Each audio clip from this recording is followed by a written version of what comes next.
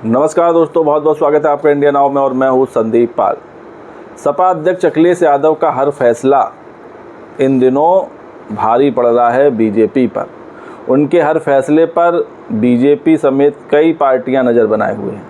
यही वजह थी कि जब अखिलेश यादव ने विधानसभा में नेता प्रतिपक्ष के तौर पर माता प्रसाद पांडे को नियुक्त किया तो उस पर बीजेपी ने सबसे पहले सवाल दाग दिया और कहा कि ये पीडीए के साथ अन्याय है।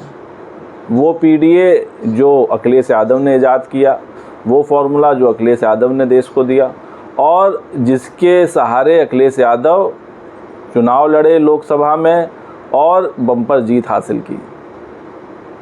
तो पीडीए के तहत अखिलेश यादव जो रणनीति बना रहे हैं वो काफ़ी कारगर साबित हो रही है और वो बीजेपी की भी चिंता बढ़ा रही है, क्योंकि अखिलेश यादव की पार्टी का जो मुकाबला है वो बीजेपी के साथ ही है और कोई पार्टी तो दूर दूर तक है नहीं। यूपी में भी बीजेपी से मुकाबला है और दिल्ली में भी बीजेपी से मुकाबला है।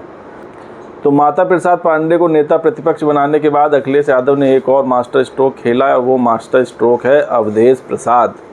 वो अवधेश प्रसाद जो फैजाबाद से सांसद चुने गए, वो अवधेश प्रसाद जिनकी वजह से बीजेपी को अयोध्या में हार का सामना करना पड़ा और वो हार अभी तक बीजेपी को चुभ रही है। और अखिलेश ने तो लोकसभा में ये भी कह दिया कि जिन्होंने अयोध्या में हराया बीजेपी उनको भी नहीं हटा पा रही है। अब आप समझ रहे होंगे कि अखिलेश का इशारा किस तरफ था। खैर, अखिलेश यादव ने मंगलवार को दो बड़े फैसले लिए। पहला फैसला ये कि एक तरफ पीडीए के तहत उन्होंने ब्राह्मण चेहरे को माता प्रसाद पांडे को नेता प्रतिपक्ष बनाया, तो वहीं दूसरी तरफ फैजाबाद के सांसद अवधेश प्रसाद को उनका कद बढ़ाकर उनको लोकसभा में अधिष्ठाता मंडल का सदस्य बनाया। वहीं धर्मेंद्र यादव को लोकसभा में मुख्य सचेतक बनाया गया है। तो विधानसभा की तरह लोकसभा में भी पीडीए के तहत ही अखिलेश यादव ने ये नियुक्ति की है। एक तरफ अवधेश प्रसाद को अधिष्ठाता मंडल का सदस्य बनाया, धर्मेंद्र यादव जो उनके भाई हैं उनको मुख्य सचेतक बनाया। इससे पहले विधान परिषद में लाल बिहारी यादव को नेता प्रतिपक्ष बनाया था और किरण पाल कश्यप को मुख्य सचेतक, आशुतोष सिन्हा को सचेतक बनाया था। इसके अलावा मोहम्मद जासमीर अंसारी को सदन का उपनेता मनोनीत किया गया है और इस तरह अखिलेश यादव ने सभी जातियों को समेट लिया है। जहां यूपी विधानसभा में माता प्रसाद पांडे हैं तो वहीं विधान परिषद में लाल बिहारी यादव हैं। लोकसभा में अवधेश प्रसाद को अधिष्ठाता मंडल का सदस्य बनाया तो धर्मेंद्र यादव को मुख्य सचेतक बनाया। इसके अलावा विधानसभा में किरण पाल कश्यप को मुख्य सचेतक बनाया और आशुतोष सिन्हा को सचेतक बनाया है। तो कुल मिलाकर पिछड़ा, दलित, अल्पसंख्यक, सवर्ण सभी जातियों का ख्याल रखकर अखिलेश यादव फैसला ले रहे हैं और पीडीए की छाप इन सभी फैसलों पर साफ साफ दिख रही है। और यही बात बीजेपी को चुभ रही है कि जिस पीडीए के तहत अखिलेश यादव ने बीजेपी को इतनी करारी शिकस्त दी, अगर ये फॉर्मूला आगे भी चला तो मुश्किल हो जाएगी बीजेपी के लिए। और इसका टेस्ट होगा उपचुनाव में। यूपी की 10 सीटों पर उपचुनाव होना है तो उसमें भी पता चल जाएगा कि ये पीडीए का फॉर्मूला कितना भारी पड़ने वाला है बीजेपी पर। और इसीलिए बीजेपी में खलबली मची हुई है, तनातनी चल रही है। हार की जिम्मेदारी कोई सीधे तौर पर लेना नहीं चाहता, इसलिए अचानक सरकार वर्सेस संगठन का नया जिन्न निकल आया है। इसके अलावा अखिलेश यादव ने पिछड़ा वर्ग से आने वाले जौनपुर के सांसद बाबू सिंह कुशवाहा को संसदीय दल का उपनेता बनाया है। तो कुल मिलाकर बहुत अच्छा कॉम्बिनेशन है। एक तरफ लोकसभा में अवधेश प्रसाद का भी कद बढ़ाया, बाबू सिंह कुशवाहा का भी कद बढ़ाया, धर्मेंद्र यादव तो मुख्य सचेतक हैं ही। इसके अलावा विधानसभा और विधान परिषद की तरफ जाएंगे तो वहाँ माता प्रसाद पांडे, लाल बिहारी यादव, इसके अलावा अन्य सदस्यों को भी अहम जिम्मेदारी दी गई है। तो पीडीए को बहुत अच्छी तरह साध रहे हैं अखिलेश यादव।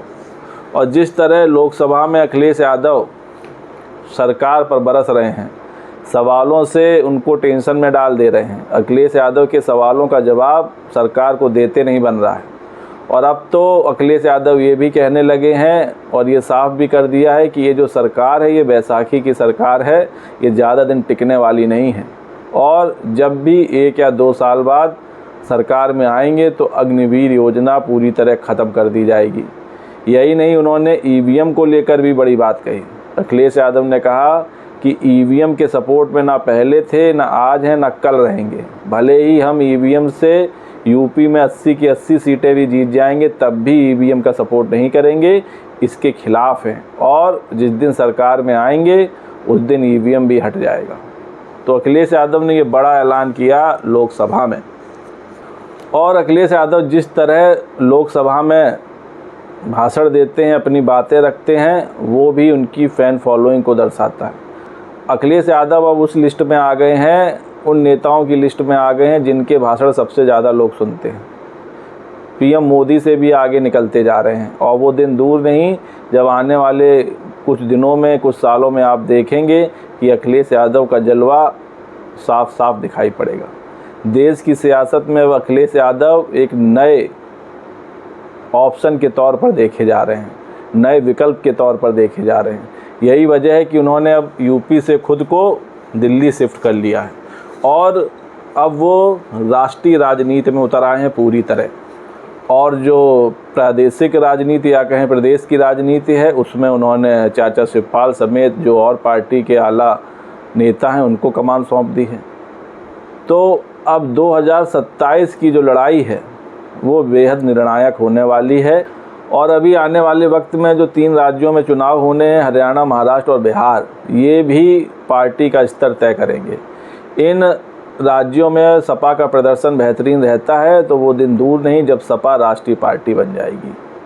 और ये मुकाम हासिल करना सपा के लिए बहुत बड़ी उपलब्धि होगी। इसका सपना पार्टी का हर कार्यकर्ता, हर नेता देख रहा है और ये सपना पूरा करेंगे अखिलेश यादव, इसमें कोई दो राय नहीं। और आने वाले वक्त में अखिलेश यादव पीएम का भी चेहरा बनकर उभरेंगे। जिस तरह से वो राजनीति कर रहे हैं वो सबके सामने है। तो दोस्तों, पीडीए को लेकर अखिलेश यादव जो दांव चल रहे हैं, जो भी फैसले ले रहे हैं, उससे मिर्ची लग रही है बीजेपी को। और वो अखिलेश यादव के हर फैसले पर सवाल उठा रहे हैं, जनता को भ्रमित कर रहे हैं, बता रहे हैं कि पीडीए के साथ धोखा किया जा रहा है, पिछड़ा, अल्पसंख्यक, दलितों के साथ अखिलेश धोखा कर रहे हैं। लेकिन इन सब बातों का कोई फ़र्क पड़ना नहीं है जनता पर। जनता भी समझ गई है कि उनका असली हमदर्द कौन है, कौन पीडीए को लेकर आगे तक जाएगा, कौन दलितों को, वंचितों को और अल्पसंख्यकों को और पिछड़ों को न्याय दिलाएगा। तो दोस्तों, अखिलेश यादव के इस मास्टर स्ट्रोक पर आपकी क्या राय है, कमेंट्स करके बताइए। वीडियो पसंद आया हो तो चैनल को लाइक, शेयर और सब्सक्राइब करना ना भूलिए। तब तक के लिए नमस्कार।